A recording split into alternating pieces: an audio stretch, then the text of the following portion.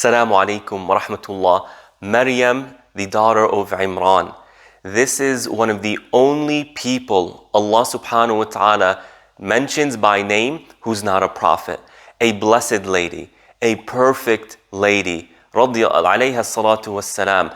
A lady who Allah subhanahu wa ta'ala told all believers, male and female, to take as a role model. If there is a strong woman, and there are many strong women, Maryam alayhi salam tops that list. She is a strong woman. But what is a strong woman? How does Islam look to a woman and make her strong? Well, the West, unfortunately, is questioning everything about the human being. And the West has certain values. And one of the primary values of our experience here in the West is money. And corporations are what make money. And in order to make money, they need employees. Well, the way a man thinks tends to be more in line with corporate goals and money making than the way a woman thinks, or femininity, what femininity provides. And so what we find, unfortunately, is that the woman is being torn apart and ripped apart and restructured and constructed, and they're going through a lot simply because of Western values. While Islam may overlap a little bit with Western values, but the way Islam looks to man and woman, masculinity and femininity, is fundamentally different. So let's look, inshallah, at what is a strong woman according to Islam. One, and this isn't any particular order, but one, a woman is feminine at home. A woman is feminine at home. You see, Maryam alayhi salam, she was a woman. And when Allah talks about her story in the 3rd chapter and the 19th chapter, we're talking about a woman who's about 14, 15, or 16 years old. But the way she conducted herself, the way she spoke, the way she behaved was feminine at some times, but strong, as we'll get to in a moment. But what does it mean to be feminine? What is a feminine really like? Well, let's look at a woman's, her physiology. When a man sees a woman, he's attracted to the female aspect of her. A man isn't normally attracted to another man, although he's a human. And a woman, what distincts her from a man is her, physiology, the way her physical appearance is. And so what happens is, as we see in the Western world, when a woman in public shows her femininity, especially in her body, what does the man do? He looks at that. That's what he focuses on. Why? Because that's what a man is attracted to. And so what we find is that when a woman is dressed in a certain way, it's harder for a man to focus on her personality, on her words. And if he does, it's kind of like he's forced to do that. He's going against, there's an inner struggle. He's looking at the woman and her femininity. And so what does Allah teach us in the Quran and the Prophet teach us? Leave that femininity for home. Let it be for your husband. Don't let it be for the public. And so at home, be a woman. Dress like a woman. Show your husband your woman side, your feminine side. Also, part of femininity is that those small details that really turn a house into a home. Those flowers that are in the bathroom, those scents that she puts around the home, those simple decorations and those frames. Look, when a man is living by himself, you don't see these things. The bathroom is disgusting. He probably never cleans the bathroom. If he cleans the bathroom, it's once every so many years. You don't find flowers. You don't find those scents. Why? Because whatever, you call men what you want. But a woman comes and she brings her feminine side to it, and she turns a house into a home. So a woman is feminine, but where? At home. In public, she doesn't show her femininity, but rather she shows her strength, strong personality. And for this reason, Allah subhanahu wa ta'ala obligated women to wear the hijab. What does the hijab do?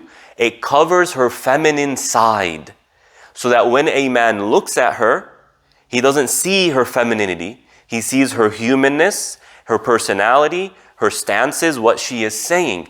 Of course, when a woman in full abaya, in a full hijab, walks around, a man might look at her.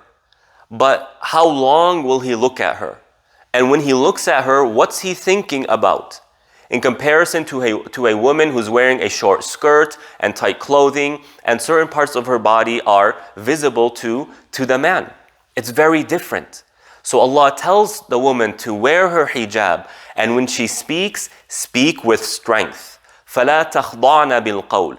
Don't speak softly, don't speak femininely, if that's a word. Speak strong. In the workplace, be strong. Speak with strength. Don't speak with femininity. Why? So that the other person appreciates your skills, your talents, your professional side, your smartness, your cleverness, your ability to accomplish things, your value to the company, your value to broader society, to the economy, whatever you're in. That's one of the reasons why the hijab is there and why Allah tells women to conduct herself in a certain way. But one of the stereotypes, unfortunately, many people have of Muslim women is that they are taught to be silent in public, to be isolated from greater society. And that's simply inconsistent with what we find in Quran and Sunnah. The stories of these ladies, whether that's Asiya and her stance with Fir'aun, or Maryam, and when Jibreel came to her, or these other women, Fatima, radiallahu ta'ala anha, the daughter of the Prophet, Khadija, the wife of the Prophet, Aisha, the wife of the Prophet. Women in our tradition are strong in public. They voice their opinion. Aisha would criticize what men were doing and what men were saying. Maryam alayhi salam, when Jibreel came to her in a man, the figure of a man, was she silent? Did she not know what to do? She knew exactly what to do, and she did it. She spoke to him and said, "Hey, stay in place. I don't do this stuff." She had a stance. She knew what needed to be done, and she took that stance. But women in public should be strong. They should be outspoken when things need to be said, and issues of truth and falsehood. And that requires knowledge, that requires a strong personality, that requires a strong upbringing, that requires courage, boldness, and all of these really good characteristics. So a woman is outspoken when she needs to be outspoken on issues of truth and falsehood. This is what we consistently see in the women in our tradition, whether in Islam or before Islam, from the believing women. So that's the second trait. A woman in public is strong. In private, in the privacy of her home, she is a female. And being a female doesn't mean she's weak. If her husband is doing something wrong, she should say, "Oh, my husband, you're doing something wrong." If her husband is making a mistake, she should tell him. If she feels that her opinion about how something should be done or whether something should be done is stronger, she should voice that. Right? And so there isn't a contradiction between being feminine and being strong. This contradiction comes from, unfortunately, Western media and what the Western world teaches and the values of the public West. The third thing that makes a woman strong is her resources. Who does she go back to? What does she go back to when she needs to make a decision? When she's having difficulty understanding what to do? A strong woman goes back to strong resources. The Quran, the Sunnah of the Prophet ﷺ, these noble role models Allah has given us, righteous people, her parents, who are competent. This is who she goes back to. Why? Because the world is tough. And the world wants to sway you one way or another. The world wants to take advantage of people, wants to suck them dry of their resources so that they can enjoy it for themselves. And that's difficult to deal with, whether male or female. So having a strong resource, someone to go to that can direct them and remove all of the facade and the fluff of social life will help them. And this is what Aisha radiallahu ta'ala anha did when she was accused of, when she was being slandered. She went back to her mother and complained to her mother. And what did her mother say? She said, "Oh, my daughter, this happens when people envy a woman. When a woman is of your beauty, of your stature, of your charisma, of your status, other women become jealous of her." So she said it straight to Aisha. She told her what needs to be done. And so having good resources is part of being a strong woman. And last but not least, a strong woman is a woman who forgives. A woman who knows when to forgive. You see, Allah subhanahu wa ta'ala, or the Prophet ﷺ teaches us that strength isn't someone who's able to overpower someone else, but rather a strong person is someone who's able to control their anger when they become upset. This is true strength. Strength when it comes to your positions, how you engage people.